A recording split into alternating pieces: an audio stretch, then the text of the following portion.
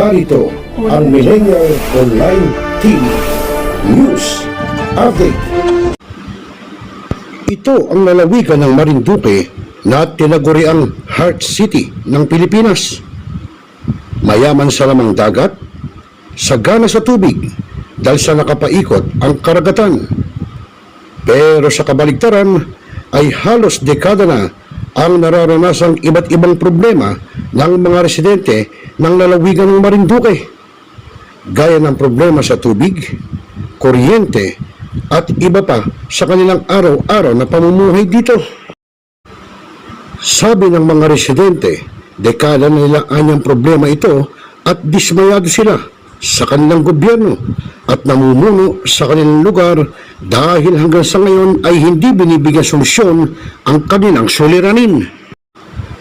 At gaya nitong si Mang Nick ng Barangay Butangan, bayan ng Torrijos, Marinduque, halos araw-araw niya ay iritable ang kanilang buong sambahayan dahil sa kanilang problema sa kawalan lagi ng kuryente na siyang pangunahing kailangan nila sa araw-araw. Okay, sa mga tropa, nandito tayo sa may Barangay Buangan, dito sa may Torrijos, dito sa Marinduque pa rin. Meron tayong kakausapin na isang residente rito na si Nick, no? At alamin natin sa kanya yung sitwasyon dito ng kanilang mga kalugar tungkol sa kuryente. Nick, kamusta ang kuryente dito? Bali po, palagi pong nagba-brown out sa hapon, umaga, lalo na po pag masyadong matagal magkakuryente. Ilang oras pag nawala ng kuryente? 3 oras. Sa umaga, tapos pwede pa sa tanghali, saka sa hapon. Opo. Sa gabi? Ganon din po. Minsan ay magkakailaw ng 2 oras bago mamamatay na naman. Ayun. Hindi ko alam kung ano ang problema. Ayun. Nakakadismaya po nga lalo kapag kumakain ka. Yun po, malaking problema po. So ano ang tingin mo? Ito ba mga katropa, isa lang si Nick dito no sa Buangan na talagang dismayado. Bagay kahit ako yon, kahit kung sa Maynila, lahat ng tao dismayado pag walang kuryente. Kasi importante ang kuryente pag sa isang namumuhay, pati ang tubig. Pero dito ang problema, wala namang problema sila sa tubig, kundi kuryente lang. So maghanap pa tayo ng ilang residente rito, na kung ano ang nagiging problema nila at kung sila ba dismayado pagka sila walang kuryente. Siyempre pawala-wala. Sabi nga ni Nick, nawawalan 3 oras, magkakaroon 2 oras, mawawala na naman. So malimit, nawawala ng kuryente. At ayon naman kay Al ng Barangay Balibago ng Torrijos, Marinduque pa rin, hindi nila alam kung anong ginagawa ng mga namumuno sa kanilang lugar, kung bakit hindi unahin ang kanilang problema at kalbaryo sa araw-araw. Okay, so mga katropa, ngayon ay nandito naman tayo sa Barangay Balibago, dito pa rin sa Torrijos, sa lalawigan ng Marinduque, at meron tayong makakapanayam, si alias Al, na kung saan alamin natin sa kanya kasi nababalitaan ko pa nga na nasa Maynila pa lang tayo ay problema na nila dito sa kanilang residente ang kuryente. Al, magandang gabi sa iyo. Kumusta ba ang totoo ba yung kuryente nyo rito? Ano ba kalagayan ng kuryente nyo? Sa kasalukuyan talaga pawala-wala dito. Mga 2 oras lang magkakaroon ng kuryente. Pagkatapos nun, mga 1 araw na brownout. Palaging ganun ang ganun. Matagal na yung pinapangako ng aming mga sinuportahang kandidato na nakaupo ngayon. Ngayon, mag-e-election na naman, hindi pa rin natupad yung kanilang mga pangako. Ang hiling ko lang, kung talagang desidido kayong tulungan ang Marinduque, dapat ginawa nyo na nung una pa pagkaupo nyo pa lang. Ngayon, mag-e-election na naman, bakit wala pa? Ayun. Napakaraming apektado po dito. Sa totoo lang, unang-unang apektuhan ay yung mga may tindahan, mga nagbebenta ng mga frozen, at saka unang-una yung mga mag-iisda. Tapos marami po yung mga may tindahan dito palagi na lang nalulugi dahil palaging brand out sa Marinduque. Ang kabansagan nga po dito sa amin yan, Christmas light at Christmas na naman at brand out na naman. Ayun. Ayon naman sa isang dating sekretary at kagawad ng isang barangay, ang Marinduque anya ay tilang parang Pasko sa araw-araw dahil patay sindihan niya ang kanilang daloy ng kuryente at dahilan ng mga namumuno na sisira daw ang linya at iba pang mga dahilan. Okay, mga katropa, kapiling naman natin ngayon si Barangay Kagawad Melinda Caranya Merkanya po. Merkanya, dito sa barangay Buwangan po. Buangan, dito pa rin sa Torrijos. So, may nakausap ako kagawan, yung solera ninyo dito about sa kuryente. Kamusta ang kuryente natin dito? Ayun po. Madalas ang aming burnout, parang hindi pa manapas ko ay parang marami ng lagi ng Christmas light. Ayun. Oo. So, hindi ba... Ay sabi po nila ay mayroong nagkakaroon ng problema sa mga linya-linya, minsan ay dun sa mga sa bars daw, yung mga na may nasira nung bumagyo. Kaya ngayon po ay nag-aayos pa sila. So, hanggang kailan kaya kayo magtitiis dito? Hindi ba nakakadismaya sa mga residente rito? Ayun pong napiyok na po itong ating mga mamayan na may mga negosyo. Katulad po sa mga freezer, may mga appliances na siyang magiging dahilan ng pagkasira ng kanilang mga kagamitan. Ayun. Si Mang Sadong Cuarteros naman na isang tubero ay inis na sa kanilang nararanasan dahil sa kawalan ng tubig sa araw-araw at maging ng kuryente.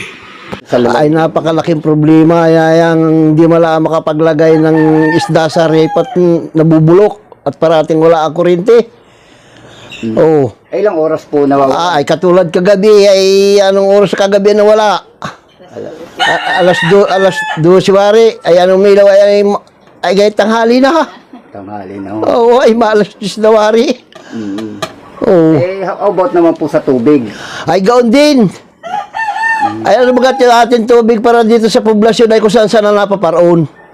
Ay ako po dating tubiro, ay alam ko po kung saan napadalo yan.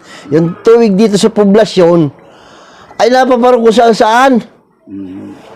Oo, ay di nawawala po ang taga rito sa mismo taga rito sa bayan. Saan po ba nanggagaling ang supply ng tubig dito? Ang napangilingan po ng source ng tubig natin ay isa sa Ampias at isa sa Kabuyo at isa sa Tigwi. Oh. Ay nasaan ang tubig na yan? Ay napakarami ng tubo. Ay walang tubig. Ay paano yan? Ano nga laga dyan? Hangin. Ano po sinasabi? At bukod pa anya sa problema nila sa kuryente at tubig, ay hindi na rin anya nakatatanggap ng ayuda ang mga gaya niya senior citizen na dapat anya at pagkakaalam niya ay buwan-buwan silang makakatanggap ng ayuda ayon na rin sa gobyerno. Inunan nila yung tourism operate. Paano naman yung naghahanap buhay sa dagat na nawala ang galaga ng bangka? Yun po ang problema ngayon. Oo, siya namin nalagay ang bangka pag naabot ng bagyo. Oo. Di bagay ang pag nabagyo ay dapat isalta ang bangka. Ay siya namin napadaanin yan. Ay, wala pa po silang sinasabi na kung ganyan ang problema nyo, wala kayong mapaglagyan ng bangka, meron ba silang alternative na area na doon ilalagay? Ay, siya wala naman ina-offer sa amin, kundi ang nga sabi sa amin, nung kami nag-meeting, ang sabi gagawa ng breakwater.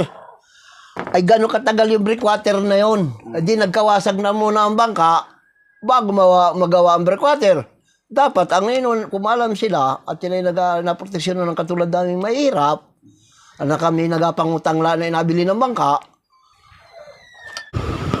At bukod anya sa problema nila sa kuryente at tubig, ay hindi na rin anya nakatatanggap ng ayuda ang mga gaya ng senior citizen na dapat anya at pagkakaalam niya ay buwan-buwan silang makakatanggap ng ayuda ayon na rin sa gobyerno. Ay wala niya wala din inapahiwatig sa tao Kung ano tunay na problema. Kung tunay na ano-anong problema at saka bukod sa ron ay dapat may schedule. Para ang tao hindi makapaglagay ng isda sa rep ay mabubulok. Ay, meron na po ba kayo nabalitaan na ginagawa ng paraan ngayon yung supply ng kuryente? Ay ewan ko wala ang balita sa amin, wala nagabandilur yan, wala napasabi sa tao, sa consumer. At bukod pa dito, ang tubig ang pangunahing gamit ng bawat tao sa araw-araw. Sabi nga, mawala na ng tao ng pagkain, wag lamang ng tubig, dahil ang tubig ay buhay sa kasabihan. Gaya na lamang ng isang lola ng barangay poblasyon Torrijos, Marinduque, na nauubos ang oras sa pagbabantay sa tubig para sumalok at mag-igib. Ay kami ay nahingi ng tubig. Ay si Injerping niya ay nagagalit sa amin. At inakurinti daw po yung tubig, ay inakuha pa namin. Ay di sabi ko, paano po na wala kaming tubig? Nagpatakip po nga ni kami ng tubig, wala namang nadaloy na tubig. Ano pong paliwanag nila sa problema? Ay sabi po, ay meron ba yan tubig? Meron, yun po ang sabi. Sabi ko, wala po ba yan kaming tubig? Sinilip na nila. Nakatakid man din kami sa puno ng tangki ang inyo pong gripo. Wala po talaga kaming tubig. Ano pong masasabi niyo sa problema ng supply ng tubig dito sa bayan ng Terebos? Ay, hindi po sa amin talaga mahirap ang tubig at nung po nga nino isang taon, ay di panahon po ng tag-araw. Ay di kami ay parang nag-aanuhan sa tubig, inababa niya. Pagka nakaalis siya, hindi pa ako inababa niya yung hose. Ay di maya-maya naman, ay di sila maraming baboy, ay kami naman ay wala pong baboy. Ay di ngayon, inataas na nila, inalagay na nila dun sa kanila at meron po silang pansip-sip dyan sa kabila. Ay di kami naman ay wala. Sabi ko, hindi pa nila ako nakakakalahating timba, inababa na naman, inaano na naman nila, inataas. Ay di buwan ng Hunyo, nagpatakid ako. Sabi ko siguro tag-ulan na. Ay sa loob po ng isang taon na siguro kami ay nakakuhalaan ng mga ilang sahod na tubig. Tapos po nung Mayo po nga, wala po nga ni kaming tubig. Buong Tagaraw po ay kami ay walang tubig. Paano po kayo binibigyan ng tubig ng loob? Ay di ni po nga nung primero po, di kami nga wala po nga ng tubig. Hindi kami nakatulo lang po ng pakabit namin ng siguro ay mga 3 bisis lang po sa isang linggo. Ay di kami diyan po ay nahingi sa taas. Tapos po kami nakagalitan, ito po ang nahingi ay aking anak, mahingi po kami ng tubig. Hindi muna kami nagasabi. Kayo ng tubig dito sa bagong tayong munisipyo? Dati po kami ay dyan, di kami po nga walang tubig na supply dito sa amin. Ay di kami po ay dyan nagasahod nung inagawa pa yan. Ay di man po kami nagabawalan nung mga kontraktor. Napasahod naman kami. Ay di ngayon pong nung January, kami po, di nakalipat na po sila dyan ay kami ay nahingi ng tubig. Ay si Injerping niya ay nagagalit sa amin at inakurinti daw po yung tubig ay inakuha pa namin. Ay di sabi ko, paano po na wala kaming tubig? Nagpatakip po nga ni kami ng tubig, wala namang nadaloy na tubig. Ano pong paliwanag nila sa problema? Ay sabi po, ay meron ba yan tubig? Meron, yun po ang sabi. Sabi ko, wala po ba yan kaming tubig? Sinilip na nila. Nakatakid man din kami sa puno ng tangki ang inyo pong gripo. Wala po talaga kaming tubig. Alam niyo po ba na yung... Kaya't nananawagan ngayon ang mga residente sa ating pamahalaan na kung maaari ay bigyan ng solusyon ang kanilang problema na dekada na ang problema nila sa kanilang kuryente, tubig sa pang-araw-araw. Rosel Lopez para sa Millennial Online TV News and Updates, Marinduque. Rosel Lopez para sa Millennial Online TV, ang katropa mo sa pagbabalita.